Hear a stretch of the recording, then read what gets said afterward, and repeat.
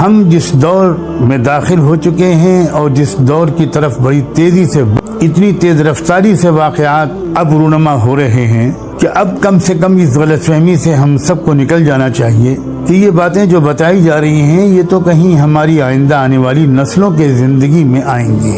اس غلط فہمی سے اگر ہم نکل جائیں گے تو اس کا یہ اصل فائدہ یہ ہوگا کہ ہم اپنی زندگی اور کیریکٹر کے بارے میں زیادہ سیریس ہو جائیں۔ ایک حدیث سناتا ہوں آپ کو میں سب سے پہلے۔ ایک بار اللہ کے رسول صلی اللہ علیہ وآلہ وسلم ایک مجلس میں کچھ گفتگو کر رہے تھے۔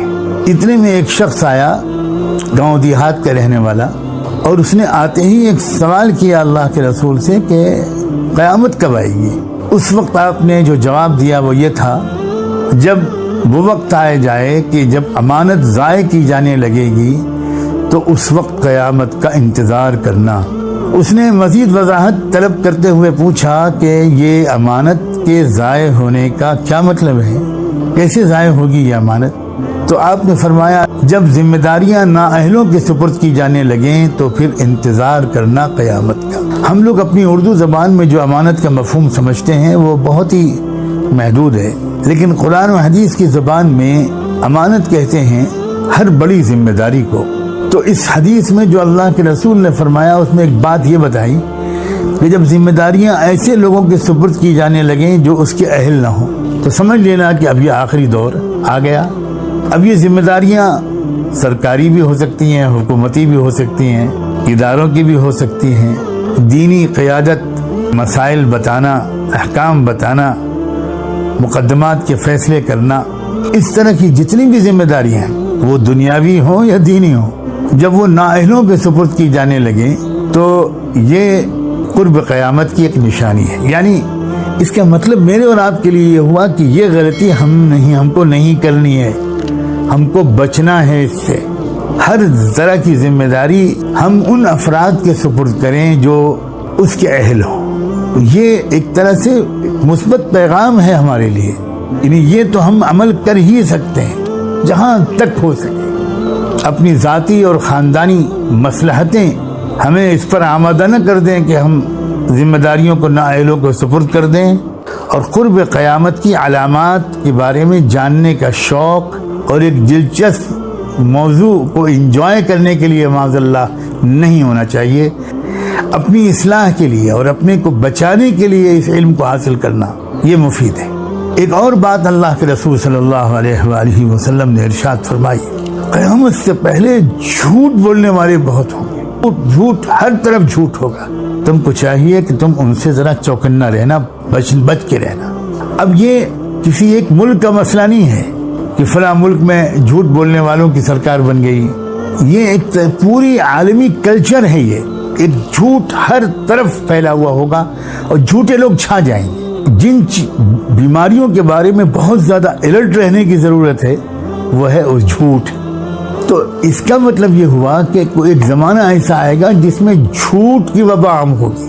اس زمانے میں ایک اچھا انسان بننے کی خواہش رکھنے والے کو جس پہلو پر بہت زیادہ اور سب سے زیادہ توجہ کرنی چاہیے بلکہ یہ ہے کہ یہ دیکھنا چاہیے کہ میرے قول اور عمل دونوں میں کہیں بھی جھوٹ شامل نہ ہو۔ اس زمانے میں واقعی جو شخص جھوٹ سے بچ گیا وہ کامیاب ہو گیا۔ شاید یہ بات بالکل سچی ہے کہ جو انسان خود بالکل جھوٹ نہیں بولتا اس کے اندر جھوٹ کو پرکھنے کی صلاحیت بھی پیدا ہو جاتی، ایک روشنی اس کے دل و دماغ میں آتی ہے جس سے وہ جھوٹی بات اور سچی بات میں فرق کرنے لگتا۔ ایک اور بات سنیے، قرب قیامت کی علامات کا بیان ہو رہا ہے۔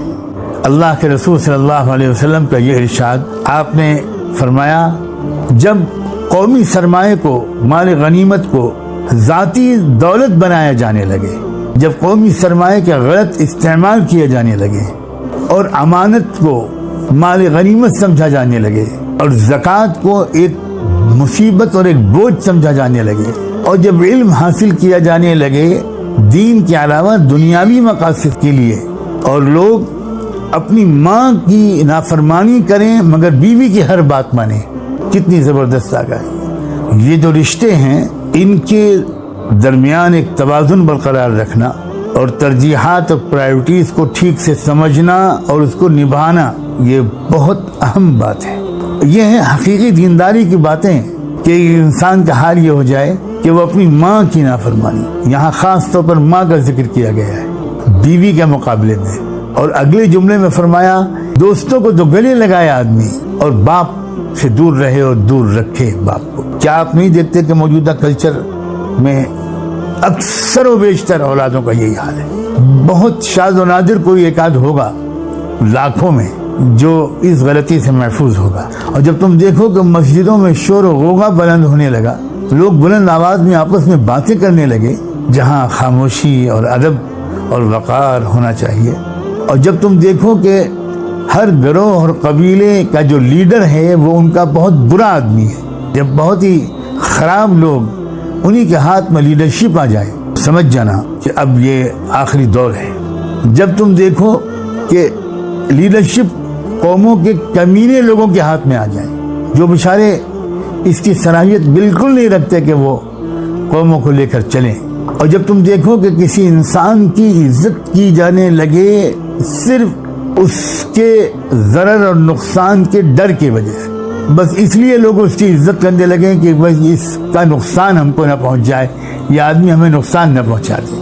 اور جب تم دیکھنا کہ پیشور گانے والیاں اور باجے گاجے عام ہو جائیں، پیشور گانے والیاں، اس زمانے میں اس کو سمجھانے کی کوئی ضرورت ہی نہیں ہے، اور گانے باجے میوزک ناچ تماشے عام ہو جائیں اور شراب پی جانے لگے، امت کے ہر آنے والے اپنے بڑوں پر تنقید کرنے لگے، لعنت ملامت کرنے لگے۔ اس زمانے میں تو وہی آدمی بہت روشن خیال مانا جاتا ہے جو اپنے پورے ماضی پر تنقید کرے۔